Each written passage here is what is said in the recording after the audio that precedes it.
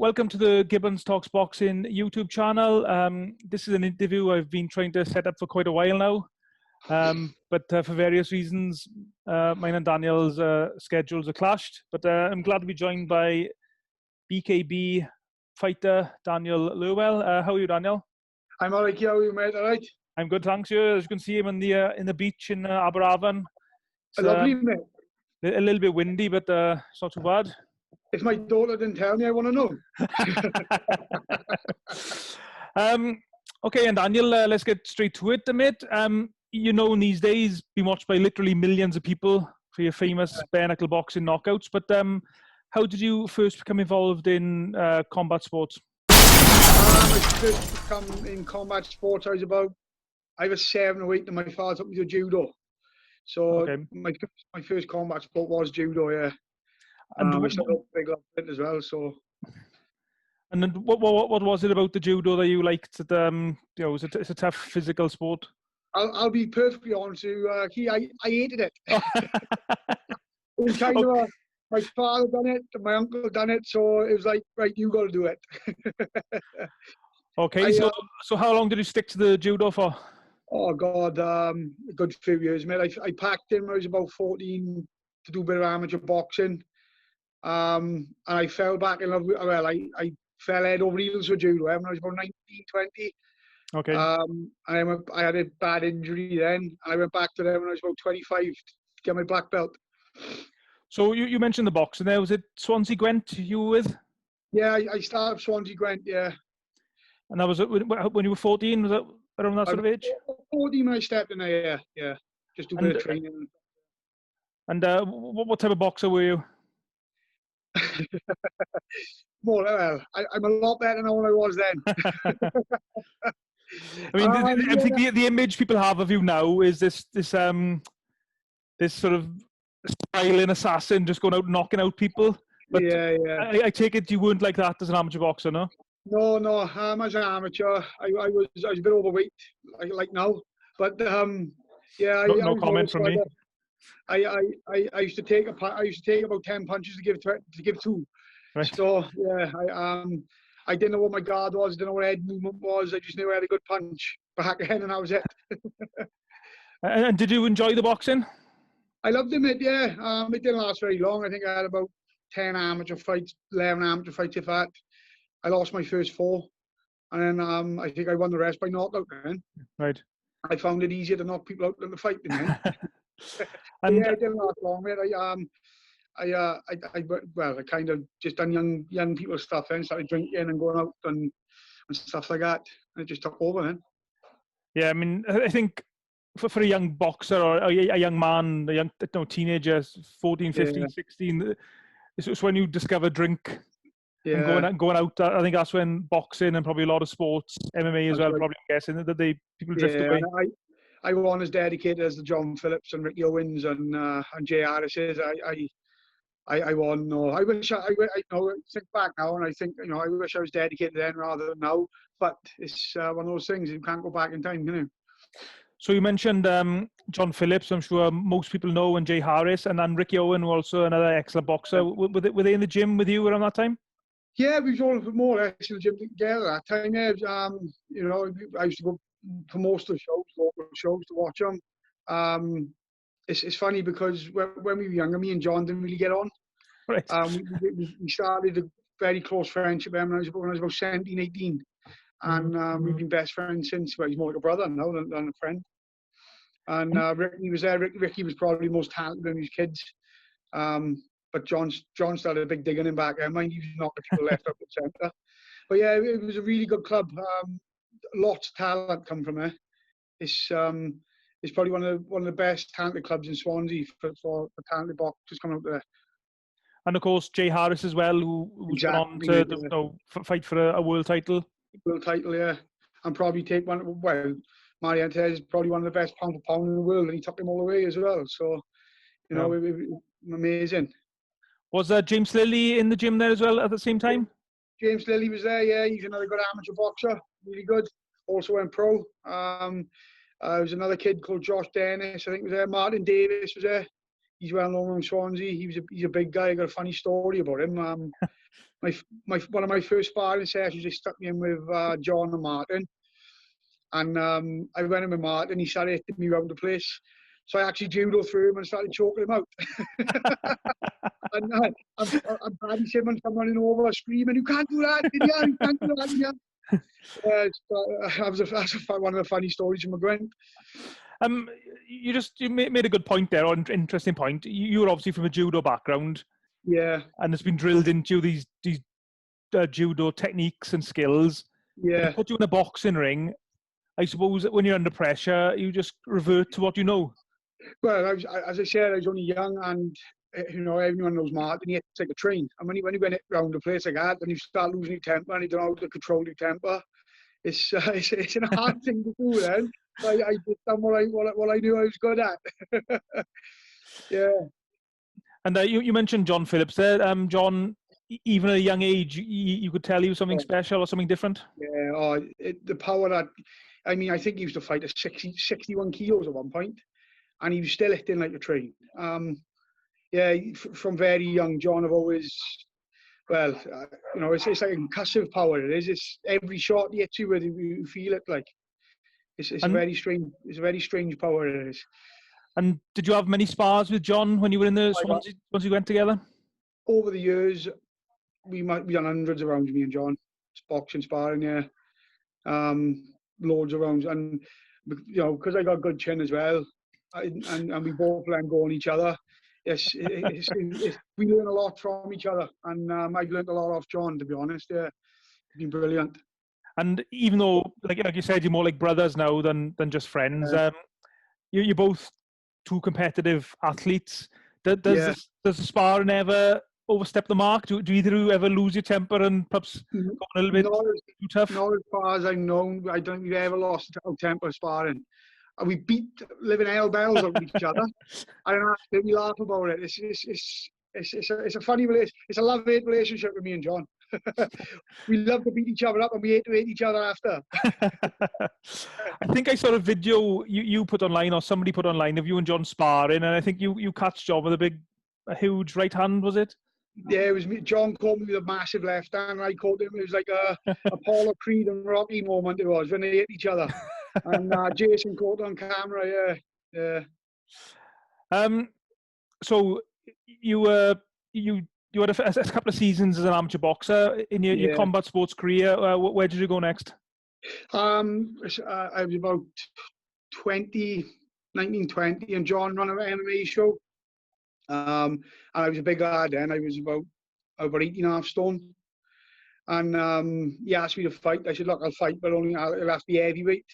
So I started training, and I fought my first MMA fight against a boy named John Phillips. He was huge.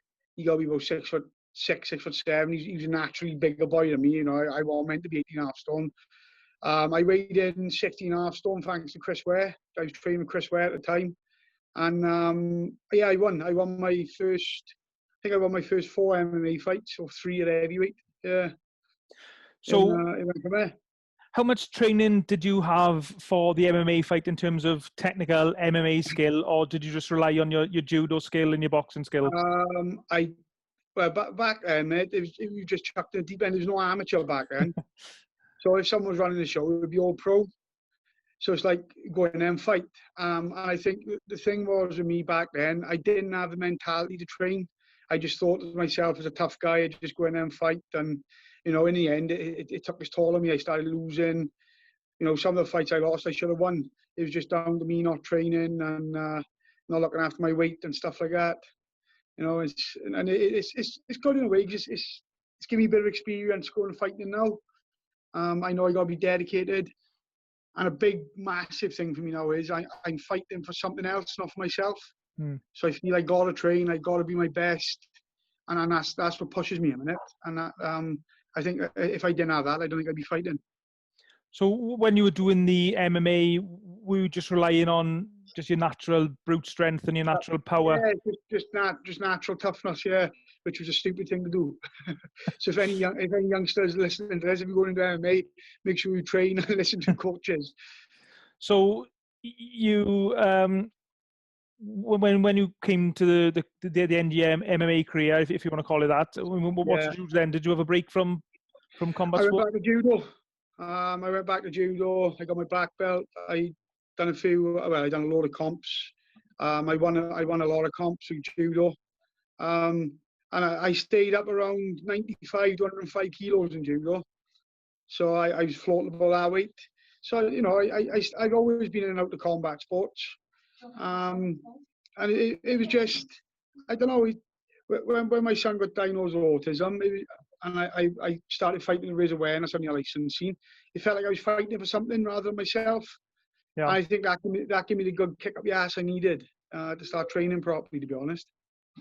So when you went back to judo, did you find you were actually enjoying it then? Because you mentioned you didn't enjoy it as a youngster. I fell absolutely in love with it then. I totally in love with it. I had a passion for it. I'd come home, watch on TV. I loved it. Yeah, I will go back to it eventually. With judo, and I've never done any judo. I probably watched it in the Olympics or on TV when it's on. But what's the difference between judo and, say, wrestling? I mean, it looks very similar to an educated eye like mine. Right, with judo, you've got submissions and stuff in it as well. You've got arm bars, you've got chokes, you've got gi chokes, you've got throws. In wrestling, it's more pins. It's more takedown to the legs. You're not allowed to take down with the legs in judo anymore. You've got to throw. You know, one of my favourite throws is called taitoshi. Yeah, it's very similar but very different. If you get my drift, I know it sounds stupid. But yeah, it's a lot of negative judo players that like pinning are very good at wrestling. Okay, right. And does somebody who's good at judo, is that the best other combat sport to be involved in if you're going to be involved in mixed martial arts? Mixed martial arts is so evolved now. They don't even start out in one sport now. You've got kids coming through and they just MMA. That's all they've done. Every sport they've done: Muay Thai, boxing, judo, jiu-jitsu, wrestling. They do it all. And you can see the difference in MMA now compared to 10, 12 years ago. It's phenomenal what they do now. I was going to say, do you ever look back on your MMA career and wish you'd been a little bit more dedicated, or do you look at it more of a you've made your mistakes and you've learned from them, and that's made you a better person? No, I do sometimes think back and think if I was a bit, you know, if I was more dedicated like John, I probably would have gone a lot further. I would have probably had a much better record. But as I said, you can't go back to the past. You know, and I've learned from my mistakes and just go ahead now with fighting now. You know, I'm 34 now. I don't expect to be fighting all my life. You know, a good 2 years, 3 years perhaps, and I'll be done. So just get the best out of them as I can now. The next big thing, or what you're known for now, is obviously BKB, bare knuckle boxing. How did you become involved in that? James Lilly was fighting in it. I'll be honest, I was a fan of bare knuckle boxing before that because I used to watch Sean George, I used to watch Christine Evans, Jimmy Sweeney, McCory. I used to watch all on YouTube. I seen Lilly was doing it, and I asked him to get involved. And the funny thing was, I was only going to have one fight in BKB, just to raise awareness for autism. That's all I was going to do. And I just went from there and just kept on rolling over.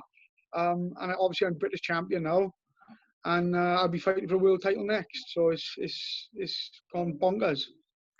What date was your first bare knuckle boxing fight? I think it was March 2018. Okay, so it wasn't that long ago, actually. It was only a couple of years ago. I've only been in BKB 2 years. Yeah, 2 years.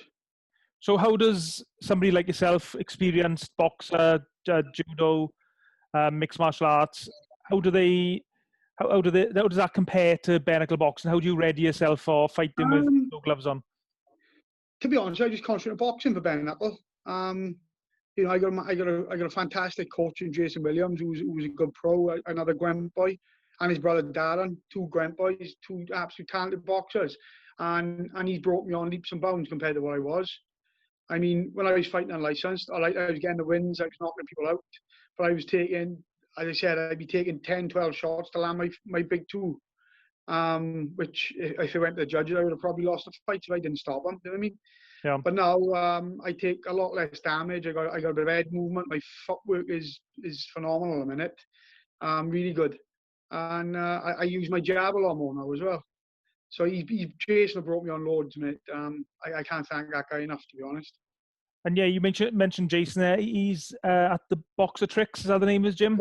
Boxer Tricks, yeah. I think you're in the Box Tricks family. I think. Are you key on Facebook? Yeah, I am. Actually, I looked at it earlier, just to make sure I had the name right and get his gym gym mentioned. I think he's got he's got a Facebook page, and it's well worth checking out for any young boxers or people like yourself who are looking to improve or build on their skills. So what makes Jason such a good coach and such a good trainer? Because you'd be a very experienced guy. Yeah, he's very experienced. He reads up on everything, and he's like, you know, you see some guys, they kill themselves training, and that's what I was doing before I met Jason for my first bare knuckle fight and the unlicensed fight. And I kill myself training. I go in the ring and I feel tired. I feel like I haven't done no training.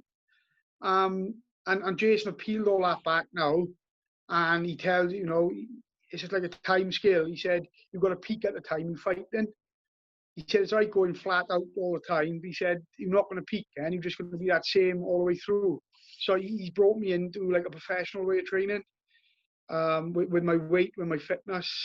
You know, at the moment we're just taking over 4 times a week, and then he'll tell me when to step it up. Then when we get a date, he'll tell me, right, we're stepping it up now. You know, and it works great for me. And I to be honest with you, when I'm in that ring, I feel really confident now rather than not being confident. So is it mental strength as well as the physical strength? Yeah, it's just it's the mental strength, and I'm faith in your coach. I think that's what it is for me. Because I've always been taught, you know, if you're training, you've got to go flat out and be as fit as possible. It works for some people. Key, don't get me wrong, like Joe Calzaghe, it worked for Joe Calzaghe. You know, he's probably one of the fittest boxers you've ever seen. He used to throw hundreds of punches around. But it works different for different people. And the way Jason got me training, it works for me to a T. Yeah, you got it down to a T, you have. You put a picture on Facebook a few weeks ago, maybe a month ago or something, and you seem to be carrying quite a bit of weight in the picture. Yeah, that was before my first MMA fight. That's when I was 18.5 stone. Right. Yeah. I mean, you didn't even look like yourself. No, it's crazy looking back at it, to be honest with you. Yeah. So regarding your diet, I mean, what's Jason done or have you done to help get your weight down? Because you're looking in great shape now. Because before me, I'm just a normal guy. Man, I love my food. You know, I love my night off, sitting out there watching a box on TV. You know, eating some shit. But I have cleaned my diet up a lot. Especially when I'm in camp. When I'm in camp now, my wife cooks me all healthy meals. You know, she's probably the root of my success, to be honest with you. But yeah, I cut down all the shit and everything now. Yeah. As before. I don't drink anymore either. I used to drink quite a lot as well, going back a few years ago. But I am drunk for about 4 years now, so yeah, that's helped a lot as well. And with the bare knuckle boxing, the knockout you're probably, well, there's 2 knockouts you're famous for. They get repeated. They're always popping up on Facebook. The one against, is it Little John, is his name's correct? Yeah, Peter Radford. Peter Radford, that's it. Yeah, Peter Radford. Yeah. I mean, it was a big, huge left hook, and it just took him off his feet. And can you actually remember that night? Yeah, I remember weighing in against him, and he didn't turn up. And then when I seen him walking through the crowd, I said to Jason, I said, Jesus Christ, what we signed up for? Because he was huge. And I'm 6 foot. He must have been, I think he was 6'8", 6'9". And you know, he's cut, shredded. I'm looking at him with my tits and my stomach hanging out, thinking, what's going on here, like? And for people who haven't, well, you describe it to us, Daniel. For people who perhaps haven't watched the knockout, I'd recommend them to try and find it. It's probably, I think it's on the BKB YouTube channel. But talk us through the knockout. I remember the bell going. I remember going in. I didn't know what to expect because it was my first bare knuckle fight. He caught me with a cracking right hand, and I thought, oh, that wasn't too bad. You know, if it just felt like someone throwing hot water over me. And, you know, I went a bit wild for a couple of seconds, as you do with adrenaline. And then I just remember this calm coming over me. And I remember throwing an overhand, right? And I remember stepping up and throwing the left hook. And it connected with him, a peach, and he come off his feet there. And that was the end of that one. And the other knockout, which you're most famous for, and to be fair, it's not just you were famous for, it's a knockout that gets repeated time and time again. That's made bare knuckle boxing famous. It was your fight against CJ Mills. That was a really eagerly anticipated fight at the time. I was there for that fight. I was working for BKB at the time. And people were really excited. People were seeing it as a 50-50 fight. Yeah. What were your thoughts going into that contest?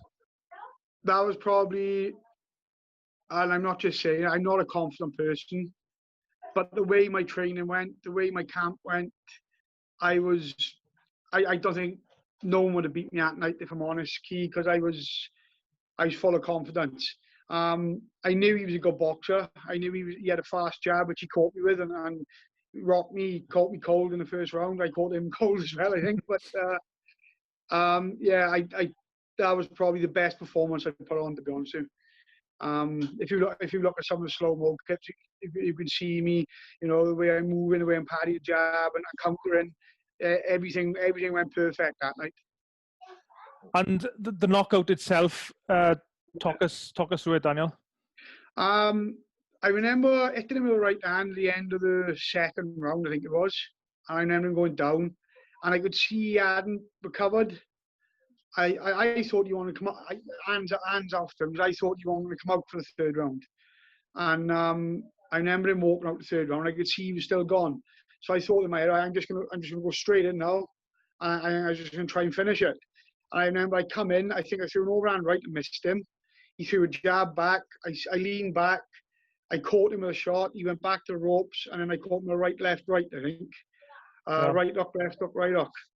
And, well, the way he went down, it did scare me a bit, to be honest. Because I remember that, because I was ringside, only a metre or so away from the ring, and I was actually with a few CJ Mills fans. And I remember after, in between the rounds, I said, they should pull him out of this fight now, because I knew your mentality and the way you fight. And CJ, you could clearly see in the corner that he was gone, but his fans were a bit oblivious to the reality of the situation. They said, no, he'll come back. I spoke to him after, and fair play to him. He got some balls in his pants, and he said he just wanted to go to his shield. Because one of the cornermen was on, pulling him out, and he said, "Don't you dare pull me out! I want to go to my shield." And that's what he did. And in fairness to him, you can't fault him for that. But on the other hand, then if I was the cornerman, I probably would have pulled him out, even if he said that.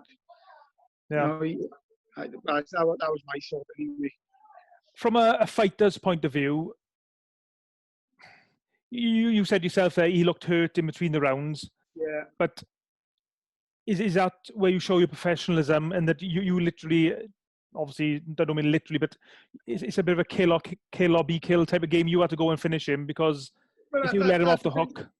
No fighter wants to hurt anyone bad, Key, but at the end of the day, they're in there to hurt you as well. And when you win now, don't think of not, obviously you don't want to hurt them. But then after it, when I seen him laying there, I did, and when you see the orchestra coming in and stuff like that, it did scare me. It's just, but that's fighting. I think I don't know, that's fighting. But it did scare me. And I think you got a lot of credit as well after the fight for the way you reacted to the victory. Yeah. I mean, you cornermen were all excited, and your fans were excited, but you showed total respect to CJ Mills and just waited until he recovered, until you showed any emotion. Yeah, it was mad, because the first thing come to my thoughts was, he got a daughter. That's the first thing come to my thoughts. And for some reason, I just imagined her watching it, and I was thinking, oh my God. And I hit me for 6, to be honest with you. And that's why I reacted like I did. Yeah, and another great thing, which I always love after any boxing, MMA or BKB, is after the fight, you and CJ are quite friendly now. I see you chat now and again online. Yeah. I don't hold a grudge against anyone. No, at all. He tried winding me up before the fight, but I'm not into that. I don't get into that stuff. Do you know what I mean? You can call me what you want, but it just don't bother me. I just don't get in the back and forth. I do my talking in the ring, and that's it. If I win, lose or draw, I'll give my 100% all the time, like, and that's it. That's one thing I've noticed with, it's not just bare knuckle boxers, but all boxers. They tend to get involved on these online spats, if you like. It was you were the total opposite of that. You don't let people wind you up, and you always stay respectful to your opponents. The thing is, if you let people wind you up, they in your mind when you're training, and you can't concentrate. I feel if you let someone get in your head, you can't concentrate. And the other thing is, if you're trying to wind someone up and you're constantly ignoring them, I think that'll do their head in as well. So I'd rather just not get into it at all. So yeah, that's just me, you know. Yeah. So, and just as worth pointing out as well, I think that knockout of CJ Mills, I looked on the BKB YouTube page before this interview, and I think that's been watched by 2.5 million people on there. I know it's been by millions of other people on other pages and probably illegal BKB pages. Yeah. But to put that in perspective, the population of Wales is 3 million people. 2.5 million people have watched you fight to knock a guy out. How does that make you feel? It was crazy because one of the videos, MMA videos, put it up, and that had 30 million views. 30 million with me and CJ. The Peter Radford one had something like 9 million on it. I can't believe it. And you know what? If 1% of them took autism awareness away with them, I've done my job. I'm happy with that.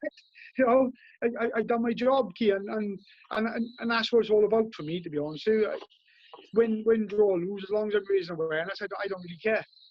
So you mentioned awareness there, autism there a few times. Do you want to just tell people watching this interview why autism is so important to you? My son was born 2014, and he got diagnosed with autism he's about 18 months old. And I didn't know nothing about it. You know, I never, to be honest, I think I heard of it once or twice on a few films. That was it.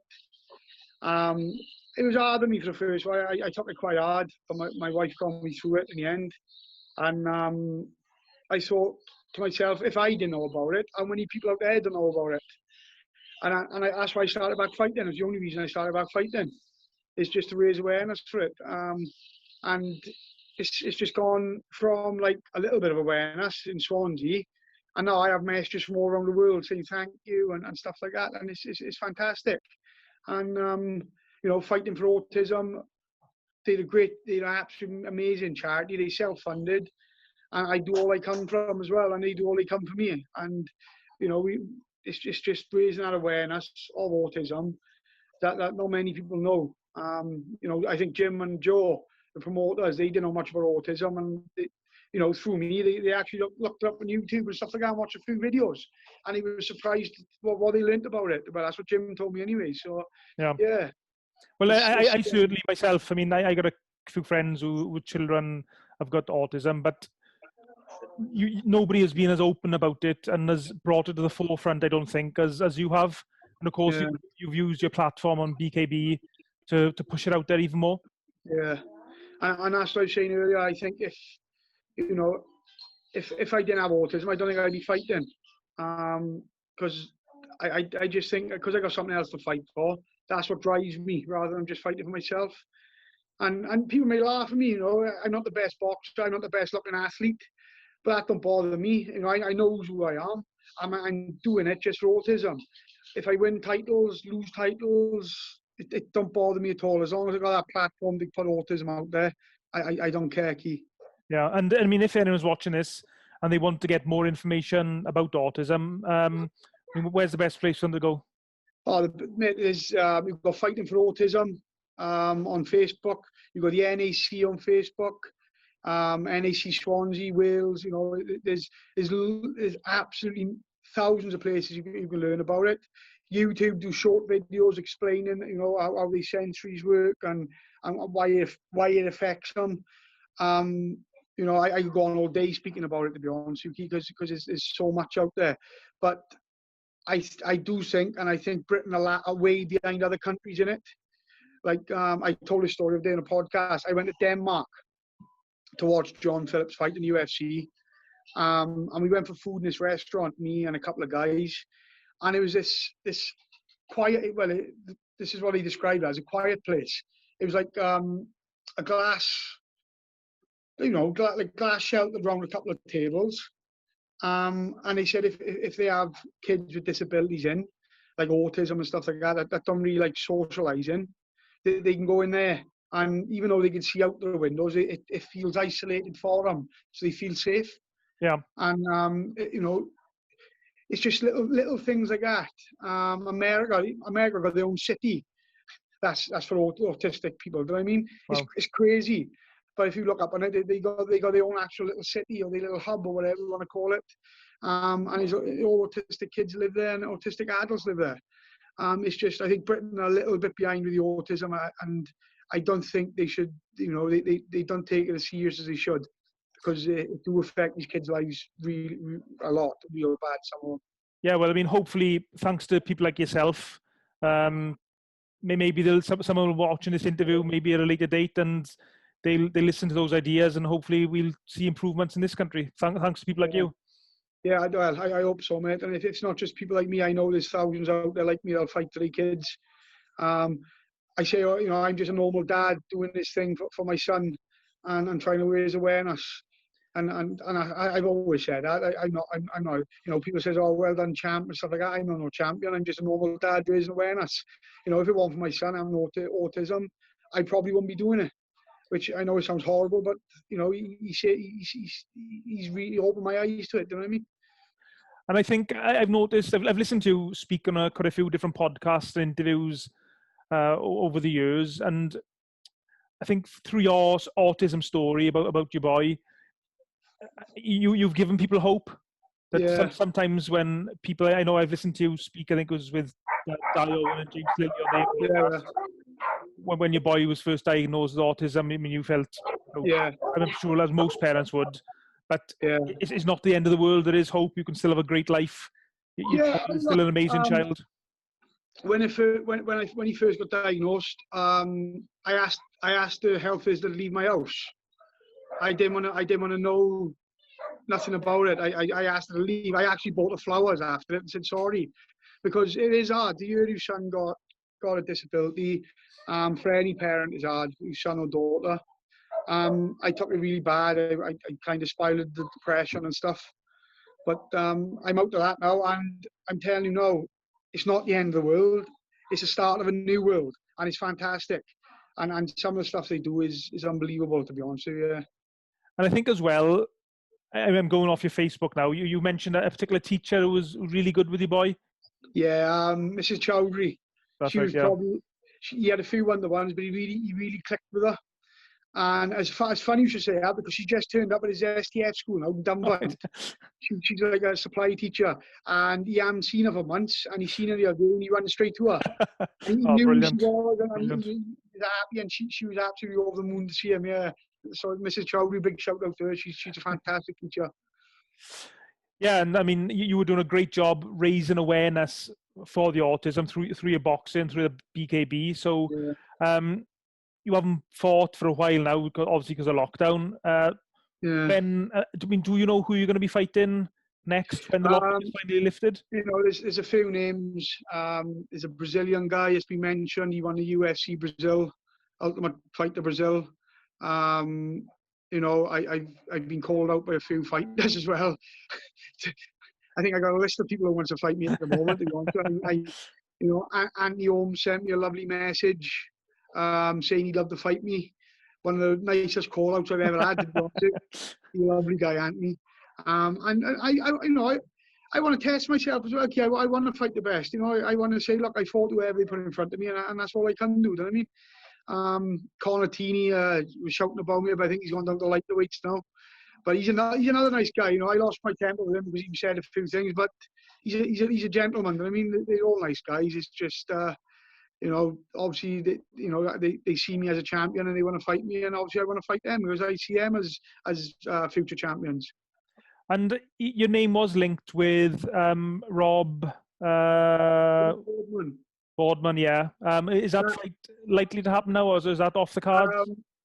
That would be the one fight I really do want. I like Rob. We're good friends, but I think he is the actual best of the best in my division. I think he is the best fighter in my division, the best boxer in my division, and I'd love to test myself against Rob. At the moment, BKB can't get hold of him a minute. They have been trying to get hold of him. But yeah, that would be my number one fight, my number one goal fight, is to actually beat the world champion, not fight for a vacant world champion. So yeah. For people who don't know, Rob is I think he's an English boxing international. I think he boxed George Groves a few times in the amateurs as well. In the amateurs, yeah. I think he beat him once, I think. But we have actually sparred, me and Rob, and we had a hell of a ding dong sparring. It would have been an amazing fight. But it's obviously out of my hands. It's not in my hands. Like if I wanted to fight anyone, it'd be Rob, because he is the best. And I don't mean any disrespect by that, because I love Rob. I think he's as cuckoo as me, to be honest. He is he's a character, and we get on great. But yeah, I see Rob as the best in my division. And if I don't fight him, he probably always will be the best in my division, because I probably want to end up fighting him. Well, you two have both risen to the top now, and I guess it's a bit like Joshua and Fury, and that you two have clearly shown you two are the best. Yeah, and that's the fight that the fans want. Yeah, well, I think it'd be I think it'd be a great fight. Going by our sparring, we both hurt each other sparring. We both didn't give up. We both forward fighters. It would be a hell of a fight if they could get it. Yeah. And something as well I got to say, I know I've mentioned to you a few times, we have a laugh about it, but after your fight, I'm not sure if it was the one with CJ Mills, or it might be the one before that. I know what you're going to say. It was CJ Mills' fight. It was CJ Mills, yeah. And I interviewed Frank Bruno. I grabbed Frank Bruno quickly to interview him before the next fight come on. And when Bruno recognised my accent from Wales, he said, that guy's like the Welsh, the rhino from the valley, the rhino from the valleys. And I said, well, he's not actually from the valleys, but... No, I couldn't believe that. He said, the Welsh rhino boyo. Yeah. That's amazing, yeah. So thank you, Frank, for that. Yeah, I mean, that must be amazing for you to have Frank Bruno, WBC world champion, a genuine legend, shouting about your fights. I remember watching Frank Bruno. I must have been 7 or 8, or perhaps even a bit younger. I used to watch Mike Tyson with my dad, and Frank Bruno and Lewis, and to get someone to call me that as a legend as he is was probably one of the highlights of my career, to be honest. Better than my belt. So, yeah. Another thing I got to ask you, I feel almost I got to apologise always for asking this, because I'm sure you're sick to death of talking about it, but the cage warriors dressed as women incident on King. Oh God, yeah, that was 2009. That was let's just call it a young, stupid, pissed up night. Yeah, but it still pops up on Facebook every now and again. Now people say, "Oh, have you seen this?" Mate, I still get stopped in town and stuff like that. I say, "No, you're the guy that and 2 guys dressed as women." I said, "Yeah, I've actually met the guys now. We actually, they nice guys. Like it was just we were young and stupid." But yeah, I still get pulled on that all the time, mate. Me and James Lilly.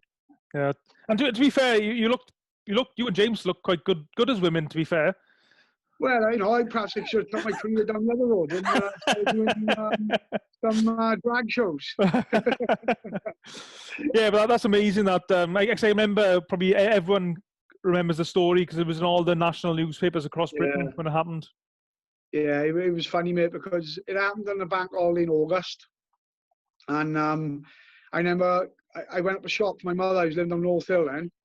I went up a shop for my mother, and on the front of the Evening Post, which is a local paper, is do you know these cross dressers or something? And then there's a picture of me knocking the 2 guys out. And I was like, oh my God! I phoned James up. I said, we're on the front of the Evening Post, and it went for like a month. It went absolutely bonkers. We went on Big Fat Quiz of the Year. We were on all the magazines. We were on the Sun. We were on every newspaper. We actually got asked to go to America on Oprah Winfrey. For something happened with the show, and they couldn't have us out there in the end. But yeah, it went all around the world in 3 days. It was absolutely crazy. Yeah, and then if people don't know what we're referring to, it was an incident where you and James Lilly, another bare knuckle boxer, were dressed as women, and some guys started being a bit chopsy to you, not realising that you were caged. Yeah, He gave Lily a slap, didn't he? He hit Lily. Oh, did he actually hit him, did he? Oh, I didn't realise that. He actually thought we were gay, I think, because he said something about Lily being gay. And obviously I seen him hitting Lily, and I come then, and I gave them both a smack for good judgment, like, and that was the end of that. Yeah. But we forgot about it until it came out in the paper. I couldn't believe it. You can imagine if you went up a shop and seen yourself dressed as a woman on the paper. Do you know these cross-dressers? I was like, oh my God. How often do people still today ask you about that? All the time. All the time. Yeah. All the time, yeah. My answer to them is now, don't wear songs if you're a man, it's horrible. Okay, mate. I really appreciate your time. Thank you, mate. This afternoon. I know this interview I've wanted to do for quite a long time. Hope we have a nice Christmas. It's worth mentioning as well. You mentioned her a few times, your wife. How important is it for you to have a good woman behind you to support you and help you with your career? Don't tell her this, right? But she is my world, and yeah, she helps me through everything. She's been, we've had our ups and downs like everyone, but she's my number one. Yeah, she. If it weren't for her, I probably wouldn't be here. Well, I know I wouldn't be here if it weren't for her. Yeah, she's awesome. Okay, mate, and that's a good note to end it on. Hope you all have a nice Christmas, and have a nice Christmas, Ciaran. I hope to see you soon, mate. Yeah, hope we see you in person sometime in the new year, and yeah. Good luck with the career, mate. And good luck with raising awareness for autism as well, of course. Yeah, thank you, Ciaran. Good luck in the future, mate. I hope to see you soon, right, mate? Yeah, brilliant. Cheers, Anne. All the best, mate. Ciao, mate.